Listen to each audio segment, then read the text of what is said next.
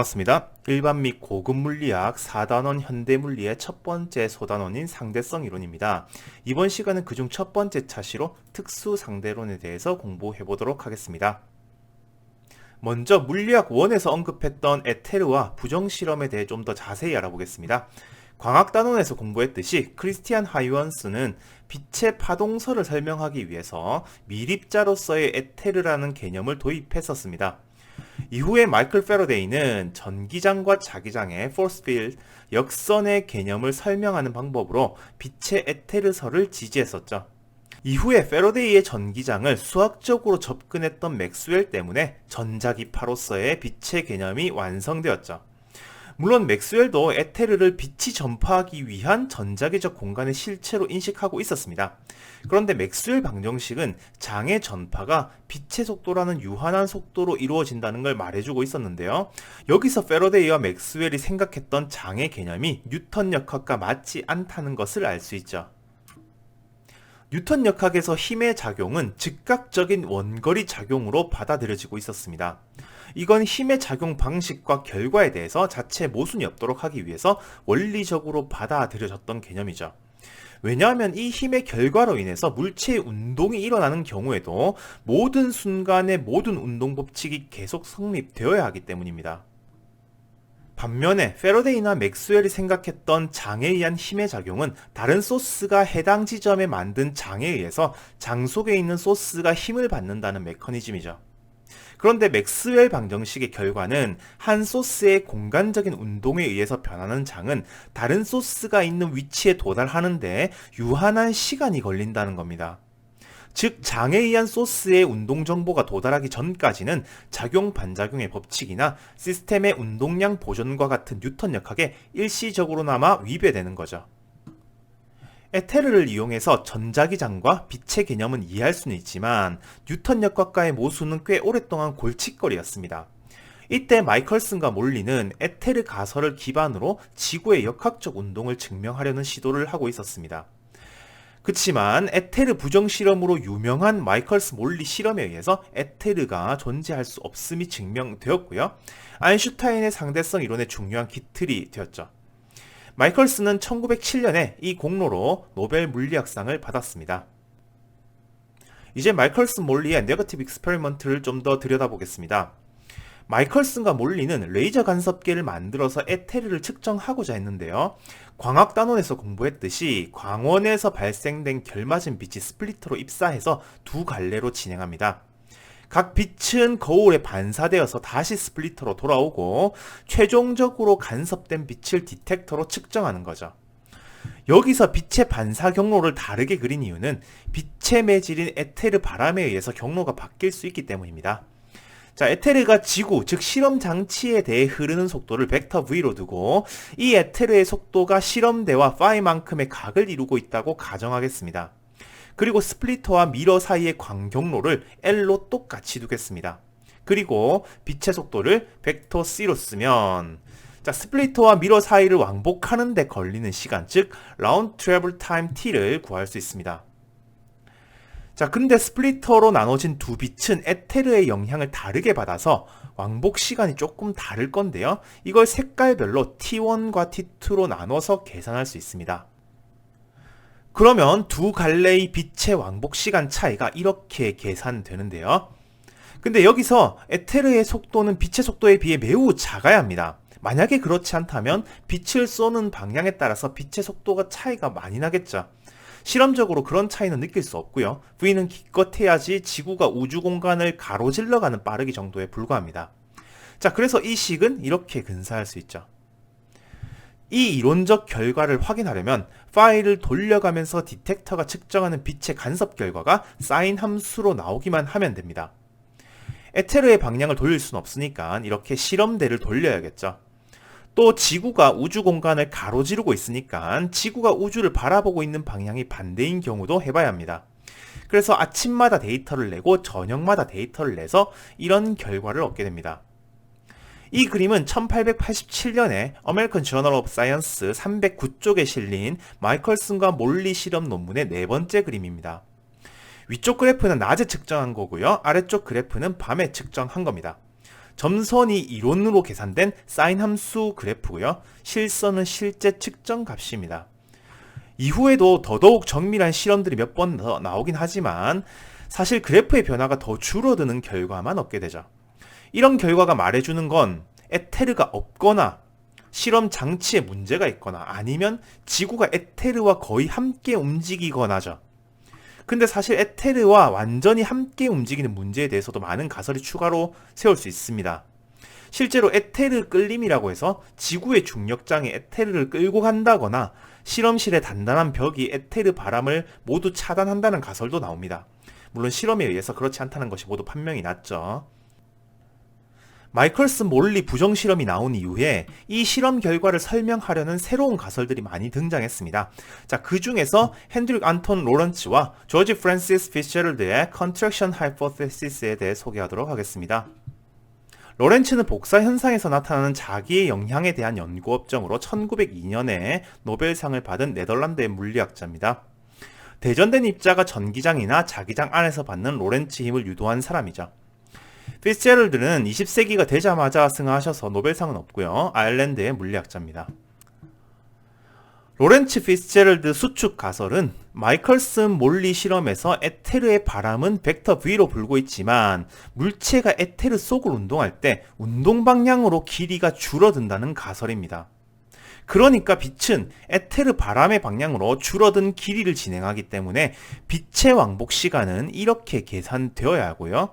빛이 진행한 경로 L1과 L2가 에테르 바람과의 각도 파이에 대해서 이런 관계를 갖고 있다면 빛의 속도의 에테르에 대한 상대 속도를 완전히 상쇄시켜서 스플릿된 빛의 도착 시간에 차이가 나지 않는다는 겁니다.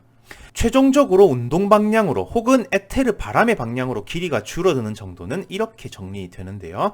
이것이 바로 로렌츠와 피츠제럴드의 길이 수축입니다. 로렌츠와 피츠제럴드가 제시한 길이 수축은 에테르의 존재를 가정한 길이 수축이었고요. 물리적 의미가 있는 수축이 아니라 단지 실험 결과를 설명하기 위한 임시 가설이었다는 것에 한계를 가집니다. 에테르의 존재는 마치 뉴턴이 생각했던 절대 좌표계와 같은 느낌인데 에테르에 대해 정지한 좌표계를 절대 좌표로 두고 싶은 욕구가 컸던 걸로 보입니다. 그래도 이 계산의 결과는 아인슈타인의 길이 수축과 같은 결과를 주는 가치 있는 계산이죠. 핸드릭 로렌츠는 에테르 바람을 느끼지 않는 빨간색 절대 좌표계와 에테르 바람을 느끼게 되는 노란색 상대 좌표계 사이의 좌표 변환을 수학적으로 정립하기도 했습니다. 두 좌표 사이의 상대 운동은 초록색 대문자 좌표로 표현하겠습니다. 상대론 파트에서는 변수 표현이 상당히 헷갈리기 때문에 변수 표현도 다르게 하겠지만 색깔로도 구별을 좀 하겠습니다. 로렌츠 이전의 좌표 변화는 두 좌표계의 상대 속도를 라지 V로 뒀을 때 이런 식으로 표현이 되는데요. 여기서 뉴턴이 프린키피아에서 언급했던 대로 모든 좌표계에서 시간의 흐름이 같아서 시공간 변환 관계는 이렇게 나타냈었습니다. 우리는 이 변환을 갈릴레이 변환이라 부르죠.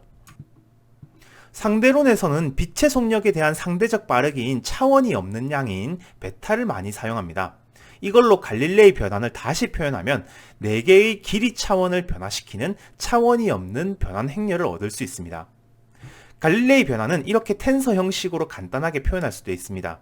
여기서 오른쪽 위첨자는 반변 벡터를 의미하는데요. 여기에 대한 자세한 내용은 레벨 4에서 다루고 여기서는 상대 속도 V에 의한 좌표 변환 행렬이 이런 식으로 표현된다는 것 정도만 가져가도록 하겠습니다.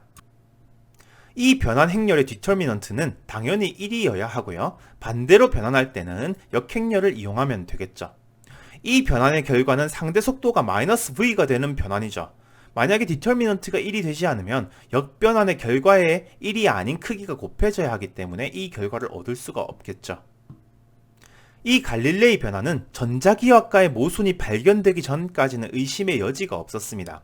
그런데 하나의 좌표계에서 성립하는 맥스웰 방정식이 갈릴레이 변환에 의해서 바뀐 좌표계에서 성립하지 않는다는 사실 때문에 전자기하학에서 성립하는 새로운 좌표 변환이 필요했었습니다. 로렌츠의 새로운 좌표 변환을 유도해보기 전에 변환을 간단히 하기 위해서 속도의 방향을 X축으로 잡겠습니다. 이렇게 잡아도 특수상대론의 일반성을 잃지 않습니다. 이때의 갈릴레이 변환은 이렇게 간단히 표현할 수 있겠죠. 로렌츠는 에텔에 의해서 속도 방향으로의 길이 수축이 나타나야 마이컬슨 실험을 설명할 수 있다고 생각했는데요. 이때 길이 수축의 정도를 로렌츠 팩터로 두겠습니다. 공간 좌표 변환에 감마만큼의 팩터가 나타나기 위해서는 먼저 감마를 곱하는 것으로 수정해 볼 수가 있을 겁니다. 그런데 이 변환의 디터미넌트는 1이 되지 않죠. 이 변환의 역변환이 베타의 음수를 넣는 것으로 대칭이 되도록 할 수 있는 변환은 이렇게 표현할 수 있습니다. 우리는 이 변환을 로렌츠 변환이라 부릅니다. 레벨 4에서 증명하겠지만 이 변환은 모든 좌표계에서 맥스웰 방정식이 성립하는 전자기 변환이기도 합니다. 예를 들어서 XYZ 빨간색으로 표현된 좌표계에 정지에 있는 전하량의 Q인 물체가 있다고 해보겠습니다. 이 빨간색 좌표계에서는 전하에 의한 전기장만 보일 겁니다. 그런데 노란색으로 표현된 프라임 좌표계에서 이 공간을 보면 물체가 -V로 움직일 거기 때문에 전기장도 바뀌어 보이겠지만 자기장도 보이게 됩니다. 이렇게 두 좌표계가 보는 공간의 전자기장이 다르고 여기서 계산하진 않겠지만 이 상황을 자세히 계산해보면 갈릴레이 변환이 성립하지 않습니다. 대신 로렌츠 변환이 성립하게 되죠. 물론 이 좌표 변환을 로렌츠가 수학적으로 유도는 했지만 전자기 혹은 광학적 실험 결과의 설명을 위해서 도입했을 뿐이고 이 변환의 물리적 의미에 대해서는 설명하지 못했었습니다. 로렌츠 변환의 물리적 의미를 부여한 사람이 바로 알버트 아인슈타인이죠. 물론 앙리 부엥카레가 로렌츠 변환의 수학적 표현을 완성하긴 했지만 로렌츠와 부엥카레는 에테르와 같은 절대 기준계에 대한 운동에 생각이 머물렀기 때문에 운동의 상대성에 대한 관점을 가지지 못했었습니다. 물론 이 시대의 많은 과학자들이 뉴턴의 절대 시공간에 대한 생각에 동의하고 있었지만 에른스트 마어와 같은 일부 과학자는 뉴턴이 정의한 공간의 실체를 부정하고 상대 운동만이 실체임을 주장하기도 했었습니다. 이 내용은 1883년에 역학의 발달이라는 책을 통해서 한 이야기인데요. 지금은 이렇게 한글판으로 잘 나와 있으니까 읽어보시면 좋을 것 같습니다. 물리학 내용이긴 하지만 철학책에 가깝습니다. 실제로 마흐는 오스트리아 물리학자로 되어 있긴 하지만 과학 철학에 좀 더 유명한 실증주의자였거든요. 아무튼 아인슈타인이 특수 상대론을 세우는 과정에서 마흐의 영향을 많이 받았을 걸로 보고 있습니다. 아인슈타인은 로렌츠와 포엔카레가 유도한 로렌츠 변환이 단지 에테르의 존재를 위한 수학적 변환이 아니라 시공간적 운동의 상대성을 이야기하고 있음을 보입니다. 먼저 각 좌표계에서 측정하는 고유 길이의 개념을 만들어내죠. 물리학 1 시간에 공부했듯이 각 좌표계에서 측정하는 시계가 있고 각 좌표계에서 생각하는 동시가 다르기 때문에 서로의 길이가 다르게 측정된다고 설명합니다. 이건 노란색 프라임 좌표계에서 측정하는 고유 길이 L'을 빨간색 좌표계에서 측정하면 로렌츠 인자만큼의 길이 수축이 일어난다는 것을 얻어낼 수가 있죠. 이건 반대로 빨간색 좌표계의 고유 길이를 노란색 프라임 좌표계에서 볼 때도 적용되는데요. 아까의 경우와 똑같이 상대 운동하는 정도에 의한 로렌츠 인자만큼 길이가 수축되어 보입니다.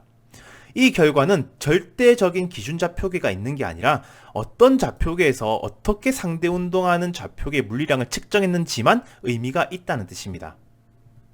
그리고 아인슈타인은 이 로렌츠 변환이 광속 불변의 원리로부터 얻을 수 있음을 보이는데요. 두 좌표계가 상대 운동을 하고 있는데 두 좌표계의 원점이 일치하는 순간 빨간색 좌표계의 원점에서 빛을 쏘았다고 해보겠습니다. 그러면 빨간색 좌표계에서 봤을 때 빛이 퍼져나가는 구면을 이렇게 기술할 수 있을 겁니다. 그런데 이 빛 구면을 노란색 프라임 좌표계에서 봤을 때는 분명히 공간적 좌표가 다르기 때문에 우변은 이렇게 프라임 좌표로 다르게 쓰여질 수 있겠지만 좌변을 쓸 때 빛의 속력이 다르게 보인다고 쓸 수도 있고 시간이 다르게 흐른다고 쓸 수도 있습니다. 위쪽 식은 갈릴레오와 뉴턴의 관점으로 모든 좌표계에서 동일하게 측정하는 수학적 시간이 가정된 거고 이 결과는 갈릴레이 변환으로 귀결되게 됩니다. 그리고 아래쪽 식은 아인슈타인의 관점으로 모든 좌표계에서 동일하게 측정하는 광속이 가정된 거고 그 결과는 로렌츠 변환으로 귀결되게 됩니다. 이건 노란색 프라임 좌표계 입장에서 보면 빨간색 좌표계가 반대로 움직이고 있고 빛 구면이 퍼지는 빠르기는 모든 방향으로 동일하게 측정된다는 거죠. 이것이 물리학 1에서 언급했던 광속 불변의 원리를 수학적으로 표현한 겁니다. 그리고 지금 표현한 위치 R은 빛 구면의 위치인데요. 빛 구면의 시공간적 물리량은 모든 좌표계에서 동일하게 0으로 측정되고 있다는 걸 보여주고 있습니다. 그리고 이후의 빛의 속력 C는 특정한 좌표계에서의 물리량이 아니기 때문에 모든 좌표계에서 똑같이 흰색으로 표현하겠습니다. 이건 노란색 프라임 좌표계의 입장에서 보면 빨간색 좌표계가 반대로 움직이고 있고 빛 구면이 퍼지는 빠르기는 모든 방향으로 동일하게 측정된다는 거죠.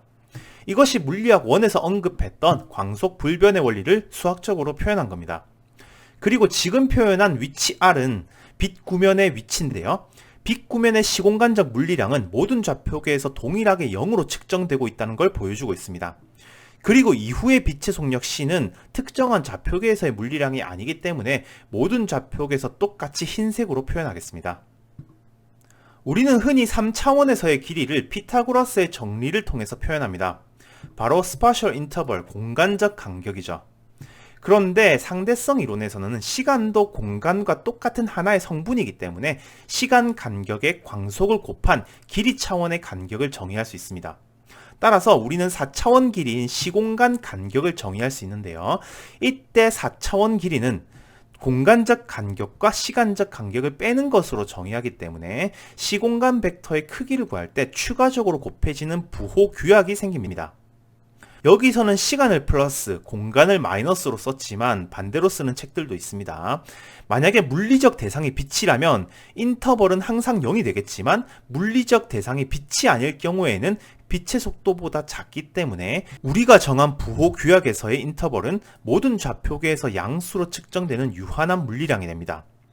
여기서 부호 규약과 인터벌의 자세한 의미는 다루지 않을 거고요. 사원 벡터의 크기를 구하기 위해서 피타고라스 정리를 쓸 때 시간 성분과 공간 성분의 부호를 다르게 한다는 것만 익히고 넘어가겠습니다. 모든 좌표계에서 동일하게 측정되는 인터벌이라는 물리량을 시간의 차원으로도 표현할 수 있습니다. 이 개념은 물리적 대상이 공간에 정지하고 있을 때의 시간 간격을 의미하기도 하죠. 우리는 이 시간 간격을 프로퍼 타임, 고유 시간이라 부릅니다. 상대성 이론에서는 모든 좌표계에서 동일하게 측정하는 물리량이 매우 중요하기 때문에 인터벌이나 프로퍼 타임이 모든 물리량의 기준이 됩니다. 따라서 고유 시간에 대한 각 좌표계의 시간을 계산해서 봐야겠죠. 이 관계식을 정리하면 고유 시간에 대한 각 좌표계의 시간을 계산할 수 있는데요. 이 결과는 물리학 1 시간에 언급했던 로렌츠 팩터만큼의 고유 시간에 대한 시간 지연을 말해주고 있습니다. 이 결과로부터 로렌츠 변환을 직접 얻어내는 과정은 레벨 4에서 다루기로 하고 여기서는 서로 다른 좌표계에서 서로에 대한 시간 지연을 로렌츠 변환으로부터 똑같이 얻을 수 있다는 것만 유도하고 넘어가겠습니다. 각 좌표계에서 측정하는 고유 시간은 같은 공간에서 일어나는 서로 다른 사건의 시간 간격이어야 합니다. 이 결과는 상대 좌표계에서의 시간 간격이 고유 시간의 로렌츠 팩터만큼 곱해진 양임을 알 수 있습니다. 여기서 상대 좌표계는 같은 공간에서의 시간 간격을 측정하지 않았기 때문에 시간 지연이 나타난 거고요. 이 결과는 서로에게 동일한 효과로 나타나게 됩니다. 모든 좌표계에서 광속을 동일하게 측정하기 위해서 좌표계 사이에는 로렌츠 변환 관계를 만족했었습니다. 그러면 좌표계마다 서로 다르게 측정하게 되는 상대 속도를 다시 계산해 봐야겠죠.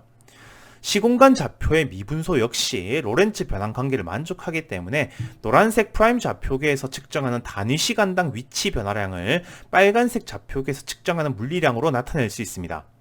물론 여기서는 두 좌표계가 X축 방향으로 상대 운동한다는 가정으로 계산한 거기 때문에 식의 결과를 적용할 때 주의해야 합니다.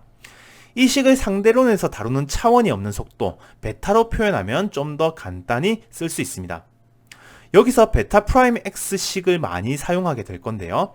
X축으로만 운동하는 1차원적인 상대 속도가 단순히 합차로만 표현되는 게 아니라는 것을 보여주고 있습니다. 이 상황을 그림으로 나타내면 두 개의 좌표계에서 관측하는 한 물체의 X축 방향의 속도가 다르게 측정될 건데요. 빨간색 좌표계에서 측정하는 속도 베타 X를 빨간색 좌표계에 대해 초록색 베타의 속도로 상대 운동하고 있는 노란색 프라임 좌표계에서 본 속도는 갈릴레이 변환으로부터 나오는 단순 합으로 표현되지 않고 이렇게 표현된다는 뜻입니다. 또 이 상대 속도는 좌표의 연속적인 변환으로도 설명할 수 있습니다. 만약에 노란색 프라임 좌표계에 대해서 R'이라는 상대 위치를 가지는 보라색 더블 프라임 좌표계를 생각하겠습니다. 그러면 더블 프라임 좌표계에서 보는 물체의 위치를 R 더블 프라임으로 잡을 수 있겠죠. 그리고 시공간 좌표에 로렌츠 변환이 성립할 겁니다.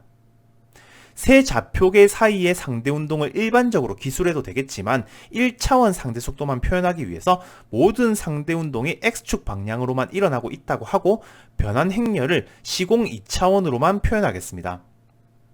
이 상황은 빨간색 좌표계에서 보라색 더블 프라임 좌표계로 한 번에 변환하는 것과 같은데요. 이건 더블 프라임 라지 R로 표현된 상대 좌표계의 로렌츠 변환으로 표현할 수가 있습니다. 이 과정을 변환 행렬로만 표현하면 더블 프라임 좌표로의 로렌츠 변환은 두 번의 변환을 합성한 변환이 됩니다. 따라서 이 행렬 변환이 성립하기 위해서 감마와 베타 사이의 관계를 다시 쓰면 최종 변환 속력이 상대 속도로 결합되어야 함을 알 수 있죠. 특수상대론의 중요한 예시들을 물리학 원대보다 좀 더 정량적으로 다뤄보겠습니다. 먼저 지상에서 관측되는 뮤온의 수명 문제입니다.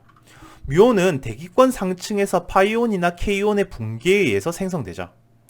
파이온의 붕괴에서 뮤온이 주로 만들어지긴 하지만 아주 일부는 전자가 만들어지기도 합니다. 이런 과정은 다음 단원인 입자물리에서 자세히 얘기하도록 하겠습니다. 아무튼 생성된 뮤온의 속력은 거의 광속에 가깝고요. 이 중에서 지표면에 거의 수직한 방향의 속도를 가진 뮤온은 지상에서 발견되기도 하죠. 그런데 뮤온의 수명은 2.2 마이크로세컨드 정도밖에 안 되고 이후에는 전자와 중성미자로 붕괴되어 버리기 때문에 대기권을 통과하는 길이는 고작 650m 정도밖에 안 됩니다. 뮤온이 생성되는 대기 상층부는 최소 수킬로미터 이상이기 때문에 지상에서는 뮤온을 관찰할 수 없을 것 같지만 지상에서 잰 뮤온의 수명은 뮤온에 대해서 0.998의 빠르기로 상대 운동을 하면서 잰 시간이기 때문에 뮤온의 고유 수명에 비해서 약 16배 정도만큼 길게 측정됩니다. 혹은 뮤온과 함께 운동하는 좌표계의 시간이 16배 느리게 가는 거죠. 따라서 지상에서 관측된 뮤온의 수명이 길어져서 훨씬 더 먼 거리를 이동할 수 있고 이로써 지상에서도 관측할 수 있게 되는 거죠. 이번에는 이 상황을 뮤온 입장에서 보겠습니다. 뮤온은 정지하고 있었고 붕괴되기까지 2.2 마이크로초 걸립니다. 그리고 지표면과 대기권이 빛의 속도에 가깝게 뮤온을 향해서 날아오는 상황이죠. 그런데 뮤온의 입장에서 대기권의 높이는 지표 기준 좌표계에서 잰 길이보다 감마배만큼 축소되어 보입니다. 그래서 뮤온의 입장에서는 지표면이 2.2 마이크로초 동안 650m 올라오게 되고 자신이 붕괴되기 전에 이미 지표면에 도달할 수 있게 되는 거죠. 두 번째 예시는 트윈 패러독스, 쌍둥이 역설입니다. 먼저 지구에는 쌍둥이 동생이 머물러 있고 쌍둥이형은 우주선을 타고 외계 행성을 향해서 V의 속력으로 운동하고 있습니다. 동생의 입장에서는 형이 우주선을 타고 V의 속력으로 상대 운동했으니까 특수 상대론에 따라서 형의 시계가 느리게 가게 됩니다. 즉 형이 자신보다 젊게 된다는 거죠. 반대로 형의 입장에서는 동생이 지구를 타고 V의 속도로 상대 운동했으니까 특수 상대론에 따라서 동생의 시계가 느리게 가게 됩니다. 즉 동생이 자신보다 젊게 된다는 거죠. 이상한데? 이게 쌍둥이 역설의 핵심이죠. 물리학 1에서 공부했듯이 이건 각자의 상황에서 옳은 말입니다. 여기서는 이 상황을 좀 더 정량적으로 계산해 보겠습니다. 자, 먼저 동생에 대해 정지해 있는 두 행성 사이의 거리를 고유 길이 L이라 두겠습니다. 그러면 우주선이 외계 행성에 도착했을 때 동생이 측정하는 시간은 V분의 L이 되겠죠.